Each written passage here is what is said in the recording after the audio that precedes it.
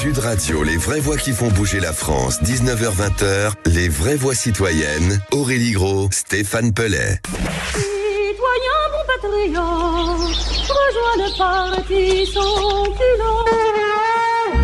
Citoyens, citoyennes, on vous court. Des citoyens propres dans une ville propre, nos enfants nous regardent. Pour l'honneur, pour servir, pour la gloire, nous avançons. Je suis un citoyen ordinaire. Citoyen, soldat, frère, père. Citoyens. C'est mon devoir de citoyen. Je n'ai fait qu'on me voir.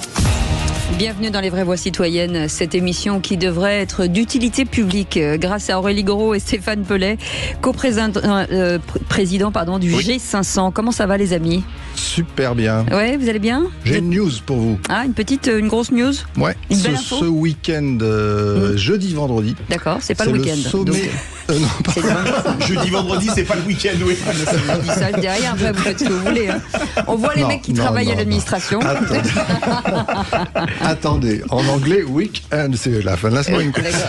Donc, jeudi, vendredi, c'est le sommet citoyen européen à Bruxelles. Voilà, je vous le dis, et on ira passer une petite tête parfait. Pour vous, en votre honneur. Et vous, ça va, Aurélie Gros ? Bah écoutez, très bien. Les week-ends, c'est bien samedi et dimanche pour vous ? Alors pour moi, oui, plutôt samedi, dimanche. Ouais, d'accord. Bon, on n'est pas sur le même...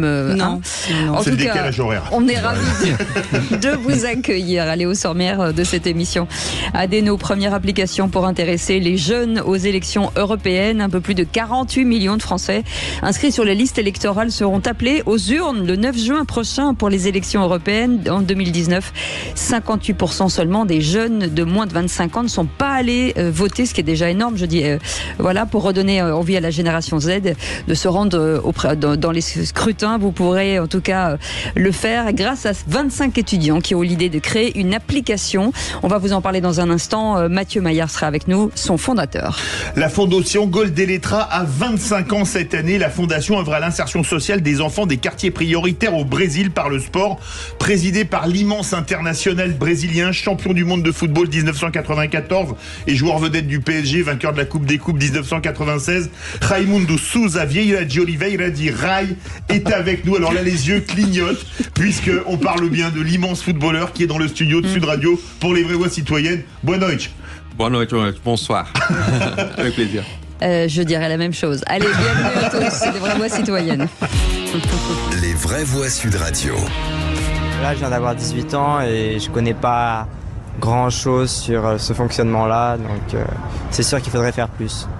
Moi j'ai 19 ans, je vais bientôt avoir 20 ans cette année et j'ai jamais entendu vraiment parler de ce que c'était réellement. On sait juste qu'il y a les élections mais on sait rien du tout derrière. Mathieu Maillard est avec nous, le fondateur de cette application Adeno. Bon, merci d'être avec nous. Aurélie Gros. Je crois que tout a été dit dans les petits jeunes qui sont intervenus, du moins des petits jeunes de 18 ans quand même. On a vu que lors des dernières élections de 2019, il y avait eu une augmentation significative de la participation des jeunes par rapport à celle de 2014. Mais la situation en France est totalement différente par rapport aux autres pays européens, puisque en France, c'est entre 32 et 37% des jeunes qui participent, donc c'est en dessous de tous les niveaux enregistrés dans les autres pays. En Belgique, par exemple, c'est 60%, 90%. Voilà, il y a beaucoup plus de votants. Le constat est donc sans appel. Et c'est pour ça que Mathieu Maillard et plein de petits collègues se sont mobilisés et ont créé quelque chose qu'on trouve fantastique. Comment réintéresser la jeunesse aux élections européennes. Et ils ont créé une application qui s'appelle Adeno. Alors merci Mathieu d'être là. ADENO, c'est important de le dire. ADENO. Ouais. Alors racontez-nous tout, comment vous est venue cette idée, parce que vous êtes jeune, mais vous vous intéressez aux élections européennes.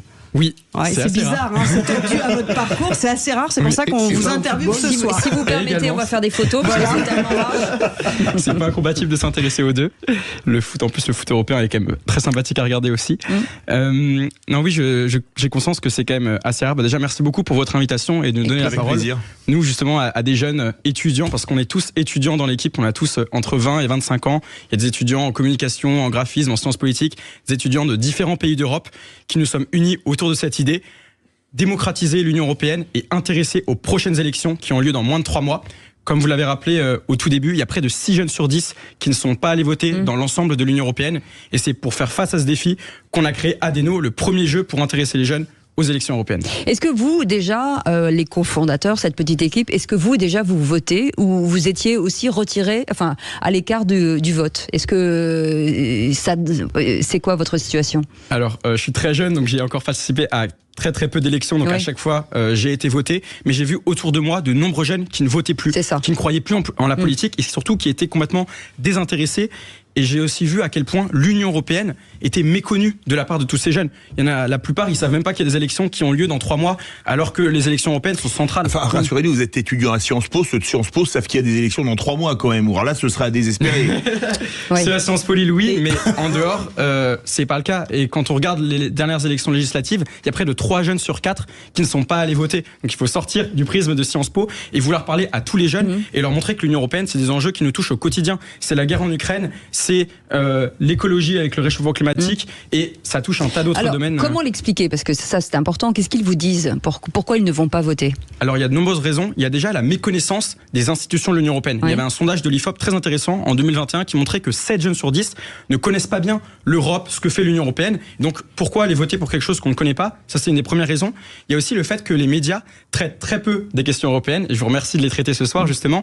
Il y avait une enquête de l'INA qui montrait que 3% des sujets en 2022 concernaient les enjeux européens, ce qui est quand même extrêmement faible et ce qui fait qu'aujourd'hui il y a un fort désintéressement sur les enjeux européens.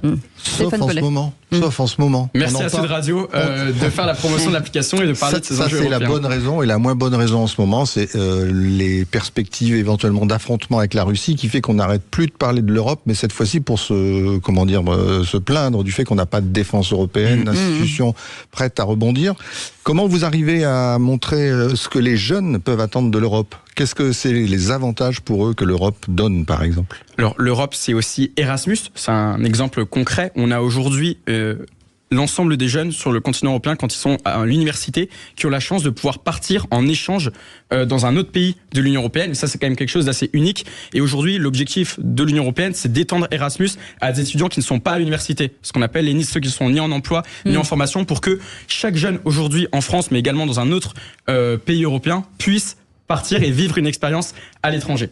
Alors votre appli, elle permet de savoir quel jeune match le plus pour les élections européennes, comme dirait l'autre. Comment ça marche et pourquoi Adeno? Parce que Adeno, c'est pas français, c'est pas portugais, c'est pas latin, c'est pas anglais, c'est quoi?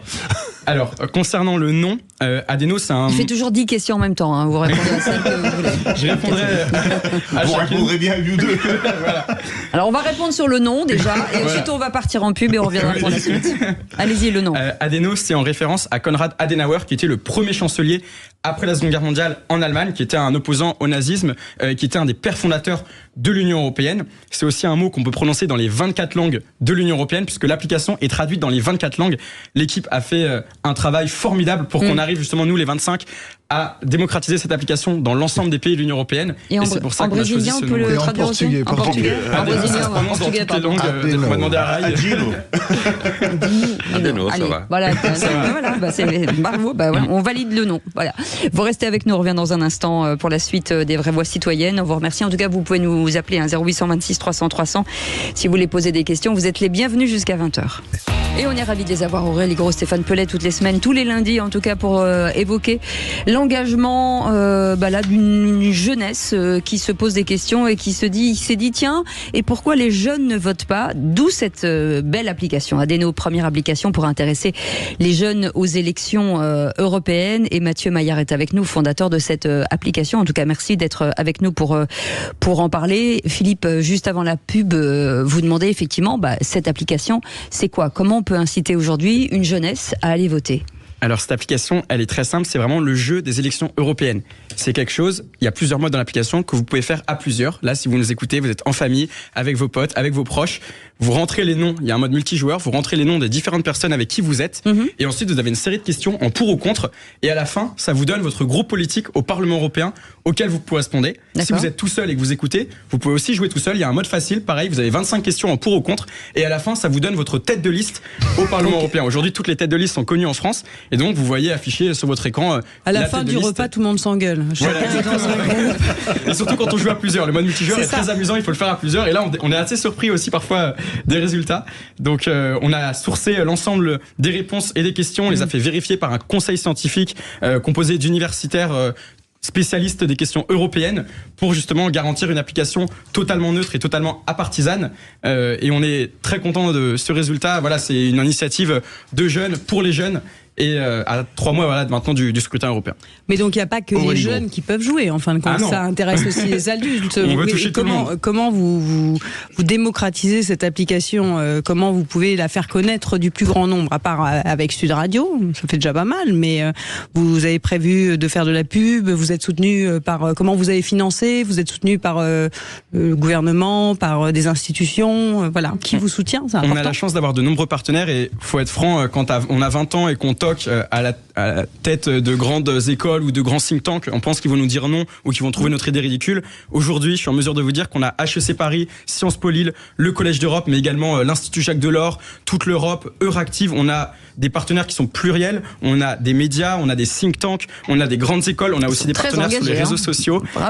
Et c'est vraiment une grande fierté de la part de toute l'équipe d'Adeno de comme ça, à 20 ans, arriver à trouver autant de partenaires, d'avoir aussi des ambassadeurs dans les différents pays de l'Union européenne, puisque l'application, elle a pour but de toucher l'ensemble des jeunes sur le continent européen. Pas seulement les jeunes français. On veut que tous les jeunes aillent voter. Je vais prendre les deux extrêmes de l'Europe. Vous l'avez traduit en finlandais a priori et en portugais pour prendre les deux extrêmes.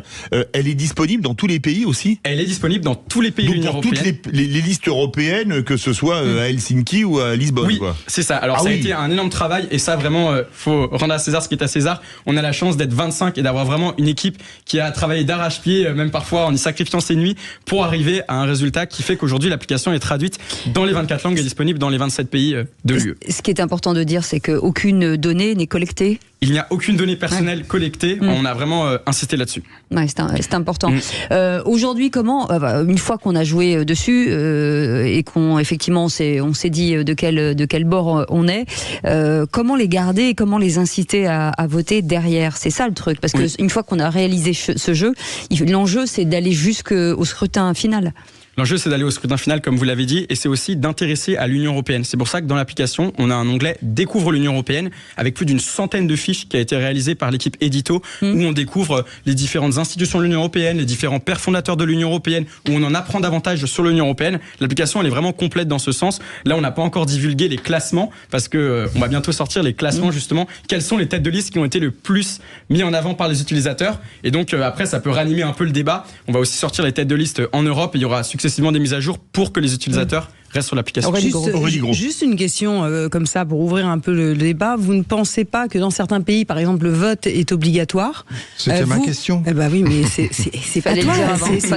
Parlez de César, rendons à César ce qui est à César. Donc voilà, le vote est obligatoire dans certains pays. Vous pensez pas que ce serait une bonne chose en France que de rendre le vote obligatoire ? Vous en pensez quoi, vous, en tant que jeune, justement ? Alors, il y a plusieurs options. Ça peut être rendre le vote obligatoire. Il y en a qui disent que c'est aussi rendre le vote à 16 ans. On regarde pour ces élections européennes, il y a quand même 5 pays sur les 27, et non des moindres, l'Allemagne, la Belgique, nos voisins frontaliers, qui vont mettre en place le vote à 16 ans pour ces élections européennes. En Belgique aussi, où le vote est obligatoire. On voit que c'est évident, c'est prouvé par les chiffres, il y a une participation plus nette quand le vote est obligatoire. Maintenant, imposer le vote, voilà, chacun se fera son point de vue là-dessus, mais on voit qu'il y a différentes manières d'intéresser les jeunes à ces élections. Aujourd'hui, l'objectif, voilà, c'est vraiment de télécharger Adeno pour ensuite donner envie aux jeunes de voter. Et vous allez créer Adeno pour les élections présidentielles, parce que pour c'était ma question. Je sors. Je quitte cette émission. Parce que ce serait une bonne idée. Quelque part, c'est vrai qu'on a du mal à intéresser aussi pour les élections présidentielles, en France, les jeunes notamment, et pour les élections législatives aussi, c'est un peu la même chose, c'est le même combat. Donc il y a un projet comme ça pour aller... Pour les présidentielles, je ne sais pas si vous vous souvenez de Élise, c'est une application qui avait été soutenue par les engagés, et les engagés soutiennent également Adeno. La grande majorité des bénévoles qui font partie de l'équipe aujourd'hui d'Adeno sont issus des engagés. Donc on est un peu dans la continuité d'Élise, tout en ayant vraiment essayé de faire quelque chose de différent, de plus ambitieux aussi, en ayant un projet européen cette fois-ci pour les élections européennes, mais on s'est appuyé du coup sur la même structure de départ pour façonner l'application. Il y avait déjà cette initiative, donc j'espère qu'en 2027 il y aura une nouvelle Civic Tech qui verra le jour. Je rebondis sur ce que vous disiez tout à l'heure en première partie, où cette application vous permet de savoir à peu près qui peut être votre candidat. Ça veut dire que même ça, dans la tête de certains jeunes, d'une jeunesse, on ne sait pas pour qui voter, c'est-à-dire qu'on ne sait même pas où se positionner dans l'échiquier politique. Non, je pense que c'est compliqué. Honnêtement, même l'échiquier politique européen qui est différent, les groupes politiques au Parlement européen ne sont pas les mêmes que les groupes politiques au niveau national. On a déjà Ils n'ont souvent rien à voir en plus. Et c'est déjà très compliqué. Après, il y a des candidats. On peut apprécier des candidats. Vous savez, il y a quelques années, c'était 5% des électeurs qui se décidaient dans les 5 dernières minutes. Maintenant, on est de l'ordre de 10% des électeurs qui se décident. Dans l'isoloir. Dans l'isoloir, exactement. Mais peut-être qu'il y a des endroits dans le monde où le droit de vote, c'était pas aussi évident, n'est-ce pas? Je regarde un grand joueur de football dont le frère, notamment, exposait le principe de démocratie, y compris dans le football. Ça donne envie quand même des jeunes qui se battent pour les... Oui, ça fait plaisir de voir des jeunes qui s'immobilisent. Je crois qu'il y en a de plus en plus besoin.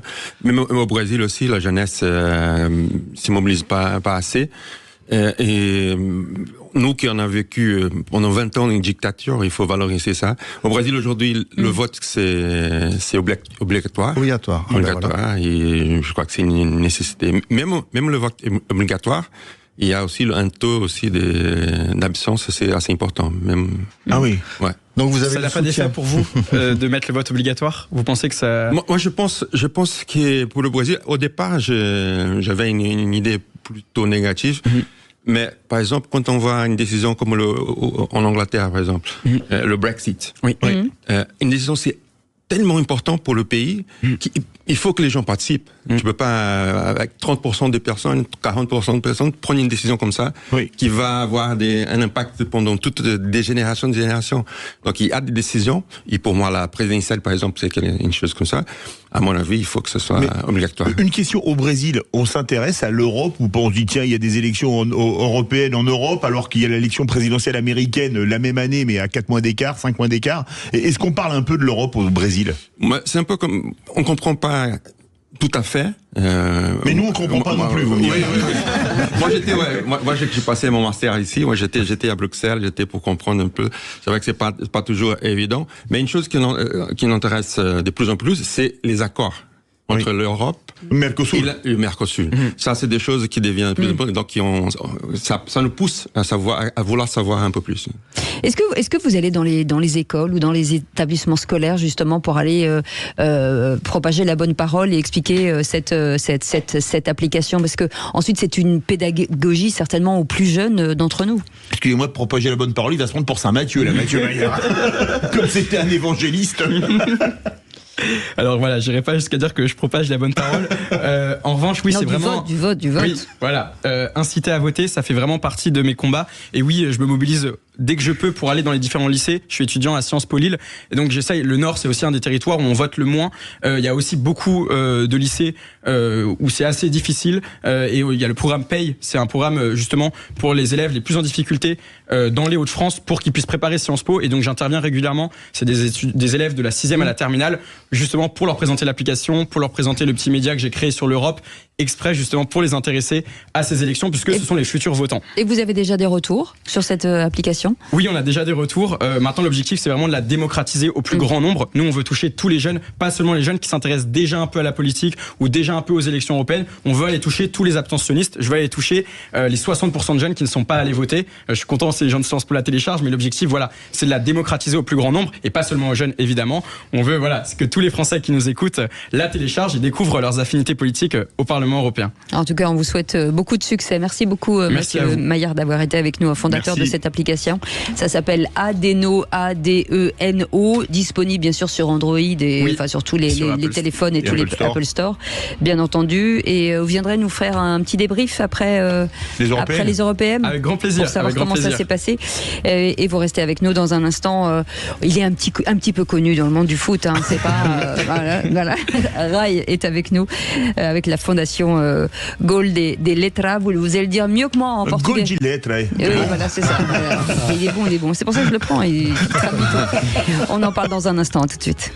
Sud Radio, les vraies voix qui font bouger la France. 19h-20h, les vraies voix citoyennes. Aurélie Gros, Stéphane Pellet. Retour des vraies voix citoyennes. Et on va voyager entre la France et le Brésil avec un mythique joueur de football brasiliano-français ou franco-brésilien, Rai, puisque son association Gol de Letra fête bel anniversaire. C'est 25 ans cette année, Stéphane Pellet. Oui, avec Wilson Vieira aussi. Hein. Absolument, de Gaulle Délétra France. Bonsoir. Bonsoir, merci d'être avec nous. Enchanté. Vieira d'ailleurs. Y a-t-il un lien entre vous deux? Vieira, ouais. Souvent, les Portugais, ouais. Parce que Wilson Vieira... Je dirais, on viera plus tard.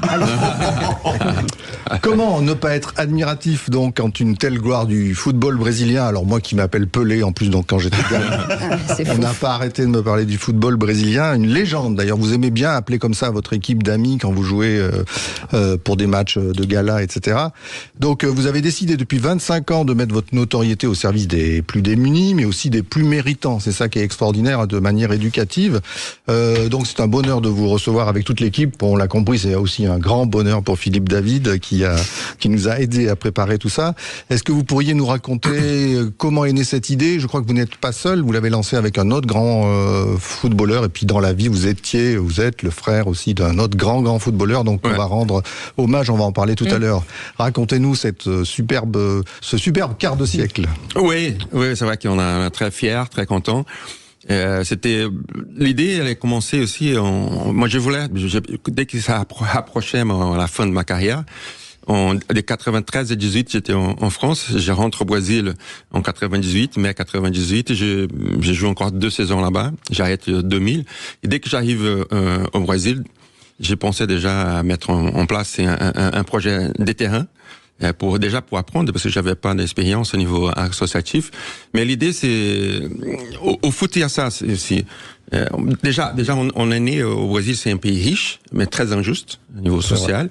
Et en même temps, le foot, 95% des jeunes, ils viennent des milieux très, très, très difficiles. Donc, j'ai pu côtoyer et voir les gens qui avaient du potentiel, mais qui n'avaient pas eu l'opportunité de développer ces potentiels. Il n'y a pas eu un niveau éducationnel qu'ils méritaient, qui nous tous méritons. Et donc, l'idée, c'était ça, de construire dans des quartiers difficiles des grands centres éducatifs, sportifs, culturels, qui puissent, quand je dis sportif dans le sens l'éducation, comme on dit, le sport éducationnel, pour donner l'opportunité à tous de se développer. Et surtout dans les quartiers difficiles au Brésil, le niveau des écoles sont assez bas. Donc c'est des centres pour donner des opportunités à de nouvelles générations qui deviennent des agents de transformation sociale de leur réalité et de leur quartier. Wilson Vieira, forcément, la réussite par le sport aujourd'hui, c'est une des magnifiques valeurs, surtout portée par un joueur tel que Rai. Comment sont perçus, comment c'est perçu justement au Brésil, ces enfants qui généralement sont dans la rue, jouent au football dans la rue, qui tout à coup trouvent un cadre et une éducation? En fait, c'est une très bonne question et je pense que il faut quand même reconnaître que Rai, on prononce Rai, oui, est une personnalité dans laquelle on est tous fans quand on voit le joueur de foot. Par contre, je vois un peu le logo derrière vous, il y a marqué Parlons vrai, et Rai, c'est quelqu'un de vrai. Et c'est quelqu'un, effectivement, qui, aujourd'hui, je suis devenu, en fait, fan du joueur de foot, mais fan de la personnalité. Et je pense que ces valeurs associatives, ces valeurs-là, sont, en fait, on va dire contagieuses, dans le bon sens du terme. Et l'éducation fait qu'aujourd'hui, on donne, justement, un sens à leur vie. Et toutes les actions que l'on fait ici en France, ce sont des valeurs éducatives et ce sont des valeurs dans lesquelles nous aujourd'hui, à la fois dans la récolte de fonds et dans la communication que l'on fait, ça se propage grâce justement à cette icône qui est Rai, mais aussi par toute l'équipe de bénévoles qui entoure la fondation et l'antenne française. Qu'on remercie jamais assez. Rai, aller aider les gens dans les favelas, c'est votre frère qui voulait inspirer Socrates, qu'on appelait Udutor Socrates, le docteur Socrates, parce qu'il était pédiatre. Et quand il jouait dans le club rival du Corinthians Paulista, il allait soigner gratuitement les enfants des favelas. C'est ce qu'a fait votre frère qui vous a inspiré Gaulle Délétra? Pas seulement. Bon, Socrates m'a inspiré pour plusieurs choses, déjà pour le sport, mais aussi son engagement politique aussi. Mais c'était c'était notre père qui est d'une origine très très pauvre de nord-est du Brésil, et c'est lui qui nous a, même si moi je suis le 6e, nous sommes 6 garçons et moi je suis le 6e, donc quand je suis né, la famille avait déjà une situation un peu meilleure, mais mon père, il a toujours voulu nous montrer son origine, l'injustice du Brésil, nous provoquait des discussions. C'est pas par hasard que les premiers 3 frères s'appellent Socrates, Sostène et Sophocle. Donc mon père, il jouait dans quelle équipe les autres? Et mon père, il était pauvre, il était autodidacte, mais c'était quelqu'un qui s'est toujours intéressé pour le savoir, pour l'éducation. Donc c'est lui qui nous a planté ça dans notre esprit et faire en sorte que nous, on a envie de participer dans ces changements pour un pays plus juste. Stéphane Pellet. Alors si vous êtes là ce soir, c'est parce qu'on fête les 25 ans de cette fondation et qu'on a plusieurs informations et nouvelles à faire passer. Alors vous nous donnez déjà la suite pour l'information qu'on veut vous faire passer.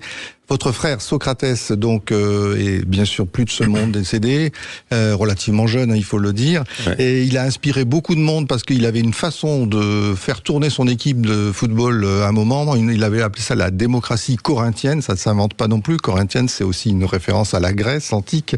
Et donc, on lui rend hommage le 30 mars prochain, puisque à Saint-Ouen, une rue est inaugurée. Vous pouvez nous raconter un petit peu cette histoire? Oui, c'est la ville de Saint-Ouen et son maire qui fait cet hommage à Socrates. C'est la rue Socrates. C'est une rue qui va être inaugurée le 30 mars prochain à Saint-Ouen. C'est une rue qui va être à l'intérieur de la ville, le village des athlètes, le village olympique.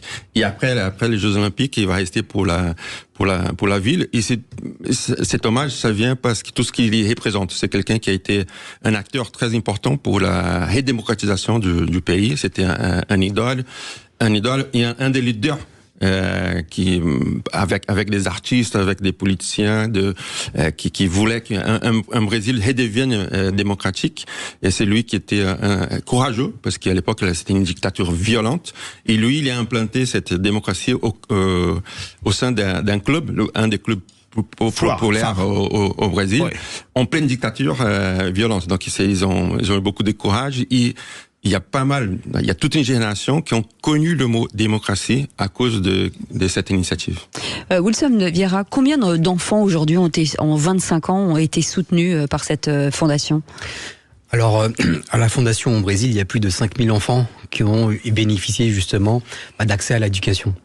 Grâce justement à la campagne de récolte de fonds avec toute l'équipe des bénévoles, aussi bien aussi à l'antenne italienne et aussi à l'antenne ici française à Paris. Ils ont à peu près quel âge et ils restent à peu près sous le couvert de l'association combien de temps?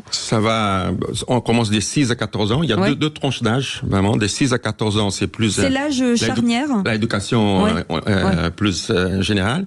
Et à partir des 15 ans, des 15 à 25 ans, donc c'est la deuxième tranche, là c'est la formation vers l'emploi. Donc soit vers l'emploi, soit pour qu'ils rentrent à l'université, qui dans ce genre de quartiers, c'est difficile d'arriver à l'université.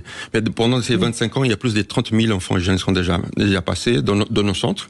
Et nous, depuis après 10 ans, on a lancé un projet d'essaimage de notre méthodologie. Donc, comme c'est un projet qui a bien marché à São Paulo et à Rio, il y a plus de 15 autres régions où on fait l'essaimage. On n'a pas des moyens pour avoir des centres propres partout, mais on fait l'essaimage, on passe, on forme des éducateurs pour faire la même chose qu'on fait à São Paulo et à Rio.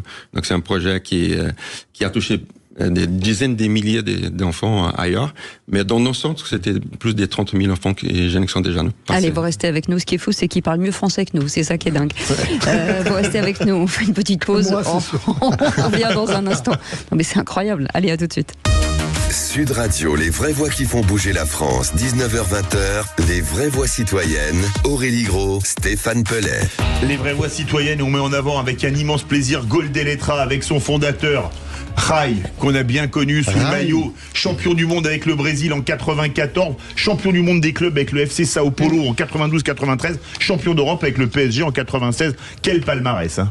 mais ce soir, on ne parle pas de football. Non. Et cette association, je le rappelle, qui a soutenu depuis 25 ans 30 000 enfants, ce qui est quand même assez énorme. Aujourd'hui, la relation que vous avez avec la France, est-ce que ça veut dire que l'association, la fondation, peut soutenir ou faire des échanges avec de jeunes enfants en France, les emmener au Brésil et... Dès qu'on a démarré le travail au Brésil, c'était juste après mon séjour en France. Ouais. J'ai eu des amis qui voulaient nous aider, des partenaires français qui voulaient nous aider ici au Brésil. Donc, quelques années après notre démarrage, on a monté une antenne en France. Donc, pour les auditeurs qui veulent connaître un peu plus de Godeletra, il y a godeletra.fr. Donc, ils peuvent aller sur le site de Godeletra, il y a en français aussi. Donc, ils peuvent avoir toutes les informations, participer à des manifestations qu'on organise dans l'année. Et depuis 20 ans, on organise aussi des projets d'échange des jeunes. Donc, tous les ans, il y a un groupe de jeunes qui sortent des favelas du Brésil qui viennent passer un mois ici en France, qui font des découvertes, font un vrai échange culturel, sportif, éducatif, et vice versa. On accueille des jeunes français qui viennent tous les ans, qui c'est une association partenaire.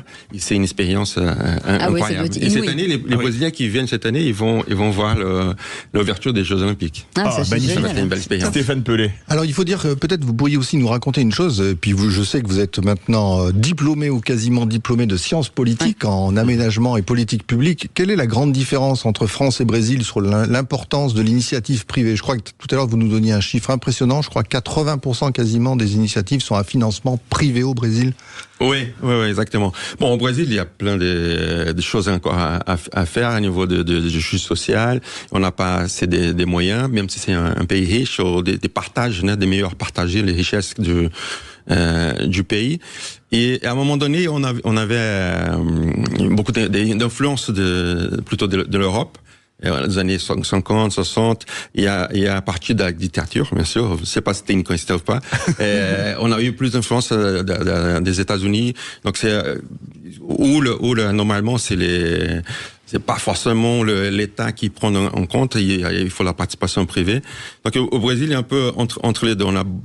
On a plein de choses encore à régler à niveau social, et l'État c'est pas encore assez organisé pour supprimer ses besoins. Avec toutes les actions qu'a fait Godeletra dans les favelas au Brésil, est-ce que la pauvreté a réduit? Est-ce que le niveau d'éducation a augmenté sur les 25 dernières années? Et est-ce que globalement, ça a tiré tout le monde vers le haut? Oui, c'est ça que les résultats on cherche. D'ailleurs, on va recommencer. On fait de temps en temps une mesure d'impact. Et le côté, la violence a beaucoup baissé dans des quartiers qu'on a présents. Et surtout le niveau éducationnel, même pour les familles. Hein. Il y a des parents, pas mal de parents qui sont revenus à l'école grâce à notre initiative. Ils voient les enfants, ils veulent aussi se développer. On donne des opportunités. Parfois, on offre aussi des activités, des formations pour les parents. Et ça paye. Hein. C'est ça qui est le but, depuis le départ, c'était ça. De construire un projet qui montre, qui même dans un quartier pauvre, si on donne des opportunités, les gens se développent, puis eux qui vont changer leur quartier. C'est ça qui est en train de se faire. Ça est devenu un modèle, et c'est ces modèles-là qui en est en train d'exporter à d'autres régions du Brésil. Aurélie Gros veut réagir. Et justement, vous avez parlé d'autres régions du Brésil, et vous avez dit, bah oui, mais faute de moyens, on n'a pas pu forcément installer des centres dans d'autres régions, donc j'imagine que vous cherchez des financements, et que les gens peuvent participer, faire des dons à Godeletra et vous soutenir un peu plus, ou des entreprises. Hein. Déjà, il faut dire comment ça s'écrit pour pas se tromper. G-O-L-D-E-L-E-T-R. Voilà. Alors comment les donateurs peuvent faire pour vous soutenir? Alors, godeletra.org.br, c'est notre site internet dans lequel il y a aussi une traduction française, où vous allez voir toutes les activités à la fois au Brésil et en France. Et je me permets aussi, sous le contrôle de Ray ici, d'exposer ici nos 2 prochaines actions grâce au Paris FC. Puisque le samedi 6 et le samedi 13 avril, il y a en fait un projet que le Paris FC organise, un match, une cause. À chaque match à domicile, une association est mise en lumière. Et les 6 et 13 avril, ça sera Godeletra France qui sera en lumière. Et on le remercie. Est-ce qu'on peut parrainer des enfants ? Est-ce que c'est possible de parrainer quelqu'un, c'est-à-dire de la France vers le Brésil, par exemple, de dire bah tiens, moi j'ai envie de m'occuper d'un enfant et tous les mois ou tous les ans, je vais lui envoyer de l'argent ? Non, on fait pas. Non. On sait que ça existe, parfois ça marche bien, mais nous on fait en sorte, on essaie d'éviter si parfois il y a des différences entre un enfant et l'autre. Normalement, on soutient l'association. Il y a une autre manifestation que c'est le tournoi Godeletra, ils sont pour nous aider, qui bientôt fin avril, le 27 avril, à Bougival. À Bougival. Donc c'est une façon les gens qui adorent le foot, qui veulent aider Godeletra, ils peuvent organiser dans sa société une équipe de foot. Nous on organise un tournoi entreprise. Ils font un don pour l'association. Nous on organise toute une journée avec une ambiance brésilienne. Et à la fin, le champion et la sélection du tournoi jouent contre une équipe des pros, des ex-pros, des donc, joueurs. Vous avez bien compris. Donc il y a 2 matchs gratuits pour ceux qui veulent venir offrir un don. Ça c'est les 6 et 13 avril. C'est au stade Charletti. Donc c'est le Paris Football Club donc qui accepte tous les publics qui veulent en plus faire un don. Ça sera encore mieux à votre fondation.